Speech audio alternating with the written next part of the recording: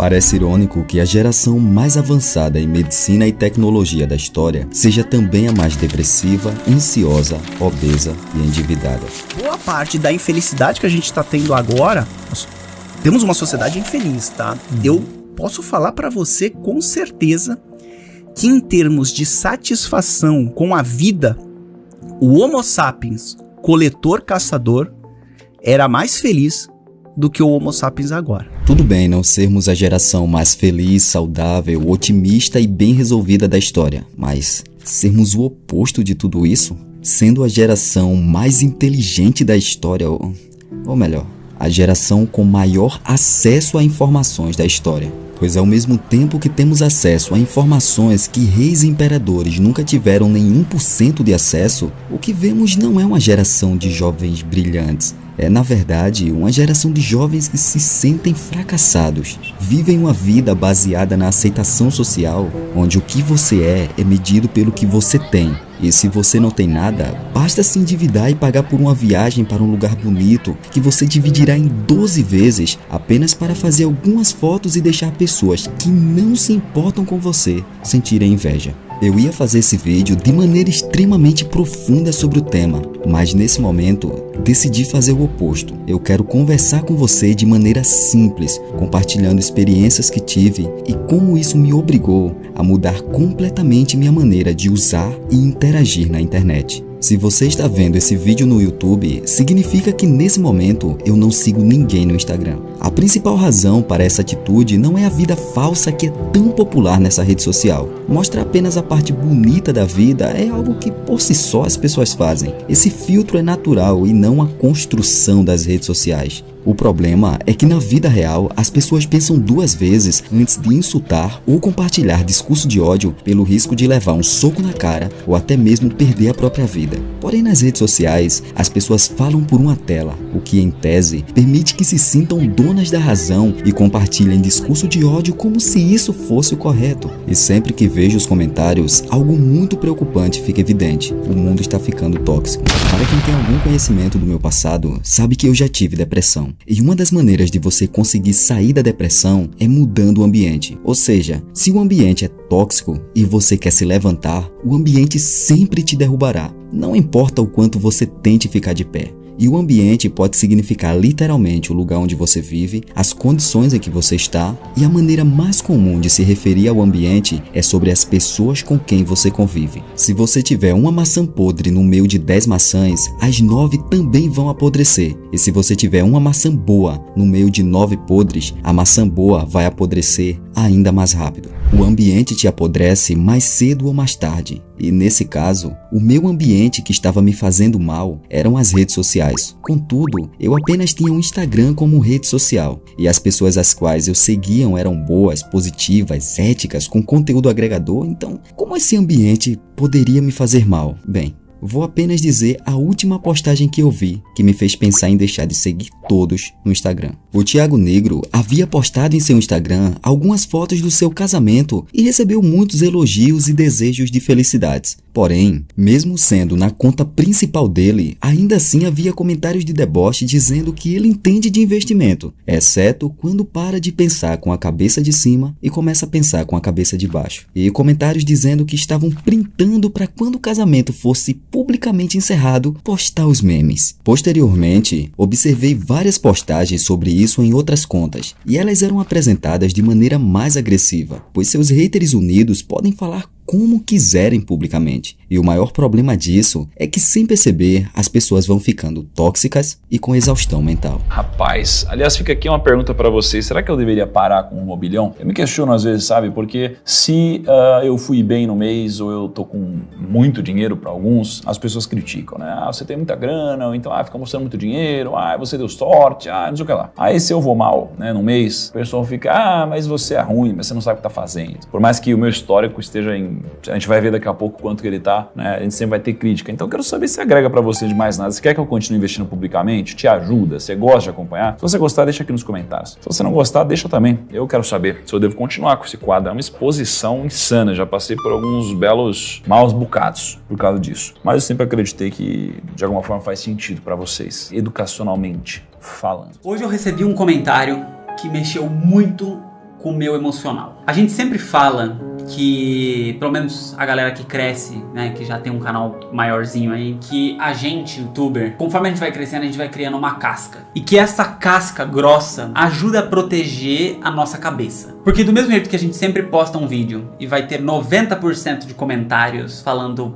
obrigado, valeu pela dica, mas será que isso funciona mesmo? Será que não funciona? Também tem aqueles comentários que é, que lixo de vídeo, que porcaria, que desserviço ao YouTube. Esse cara é um charlatão. E o que acontece? No começo a gente é muito afetado por isso. Com o tempo, das duas uma. Ou você começa a ignorar completamente os comentários do seu canal, mas eu parei de ver comentário. Podia ter 10 pessoas falando que eu era a pessoa mais incrível do mundo. Sempre tinha um que era um comentário muito pesado, que acabava com o meu dia, acabava com a minha semana, eu queria parar de gravar vídeo. O Kaique nesse vídeo está literalmente fazendo um desabafo. Mesmo ele tendo poucos haters comparado ao Thiago Negro e outros influencers, ele nitidamente estava abalado nesse vídeo. O detalhe é que as redes sociais fizeram com que todas as pessoas que minimamente publicam conteúdo se tornem influencers, não apenas as pessoas famosas. E esse está sendo um dilema terrível. Ouvir falar de influencers e famosos depressivos por não saberem encarar as críticas e a exposição é algo que estamos acostumados a ouvir, mas uma geração inteira entrando no mesmo dilema dos influencers? Bem,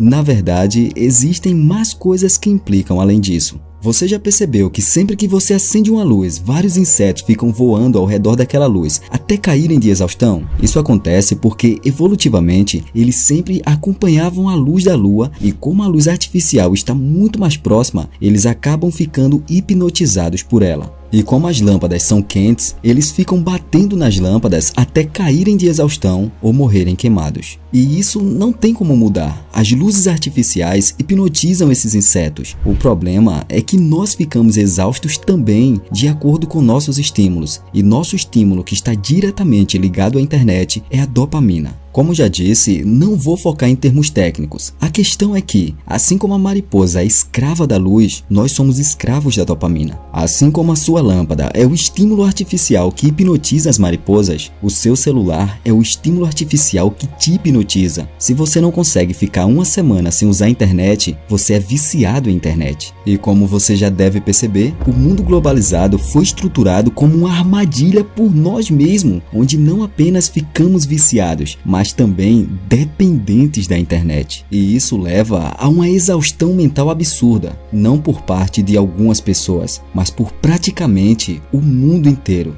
Sim, o mundo está cansado e exausto. Quer um exemplo prático? Qual é a sua expectativa para os próximos 10 anos? As religiões cada dia perdem espaço na vida das pessoas e o niilismo, que é a ideia de que a vida não tem propósito e nada faz sentido, está cada dia ganhando mais adeptos. As pessoas não têm mais crises existenciais, as pessoas vivem com vazio existencial. E lembra quando eu falei que o mundo está ficando tóxico? Existe um problema seríssimo nisso. Existe uma coisa chamada coadaptação. Você com certeza já ouviu ou até mesmo falou a frase vida que segue. Ou seja, enquanto você está assistindo esse vídeo, existem pessoas passando fome, doentes e morrendo, mas você precisa ignorar isso para poder tocar em frente a sua vida. O problema é que você começa a se adaptar à realidade que vive, e se essa realidade for de pessoas tóxicas e sem expectativa de vida, qual tenderá a ser o seu caminho? Se você mora na cidade ou trabalha no escritório, eu te desafio a passar pelo menos 10 a 15 minutos na natureza. Já tem vários estudos que mostram o tanto que ficar na mata, na cachoeira, na praia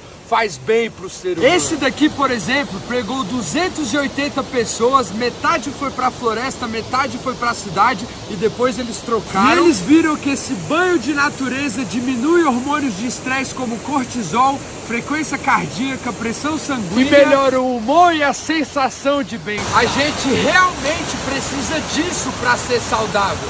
Não dá pra viver sem se nutrir dessa forma. Seja natural. Seja natural.